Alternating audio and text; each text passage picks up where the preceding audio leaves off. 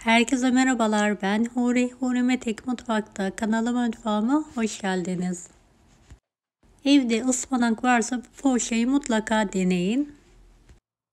Tarifimize hamurumuzu yoğurarak başlayalım. 1 su bardağı ılık süt,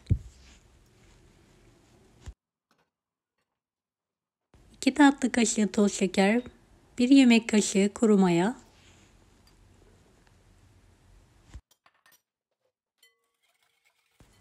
3 su bardağı unu azar azar ekleyelim. 2 tatlı kaşığı tuz, yarım çay bardağı sıvı yağ, 1 adet tam yumurta.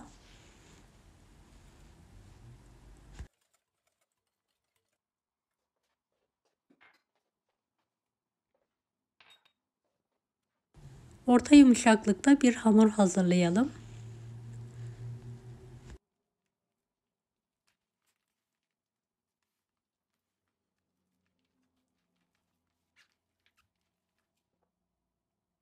Videomu izlerken buraya kadar geldiyseniz yorum kısmına herhangi bir emoji bırakırsanız bana destek olmak için sevinirim.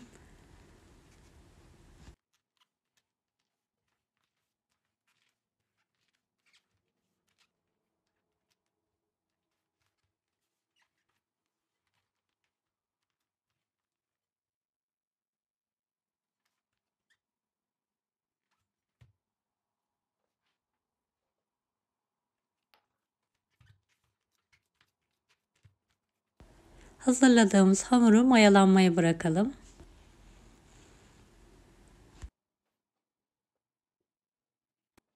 Evet, mayalanan hamuru tezgah üzerine alalım. Tekrardan yoğuralım.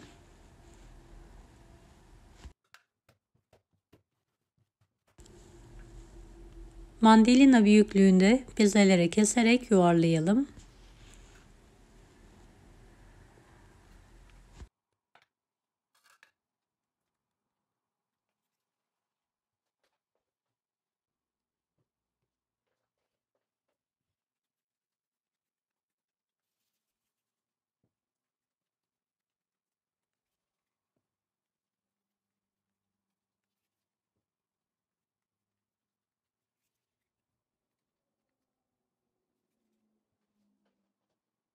Patates kesme aparatıyla hazırladığımız bezeleri hafifçe açalım. İçine ıspanaklı iç harcı koyalım ve kapatalım.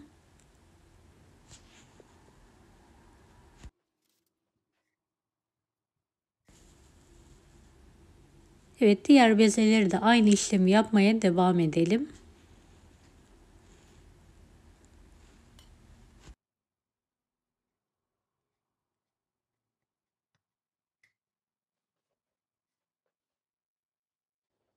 İç harcımı haşlanmış ıspanağım vardı. 2 adet kuru soğanı kavurduktan sonra haşlanmış ıspanağı ekledim. Birlikte suyu çekilene kadar kavurdum. Tuz ve kırmızı toz biber ekledikten sonra altını kapattım ve soğumaya bıraktım.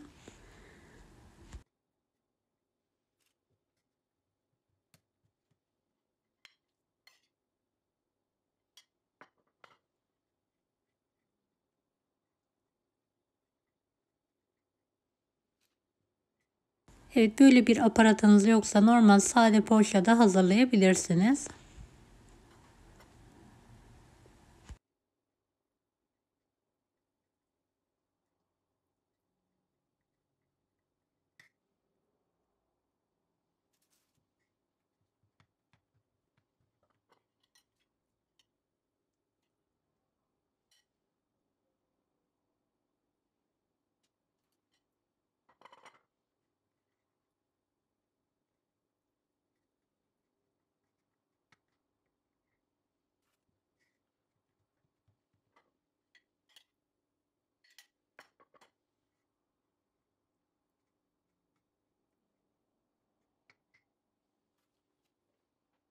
Poğaçaların üzerine bir adet yumurta sarısını çırptım.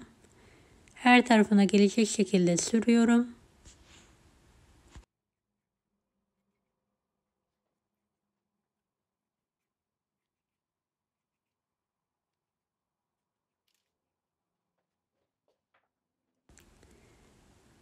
Evet, susam veya çörek otu serpebilirsiniz.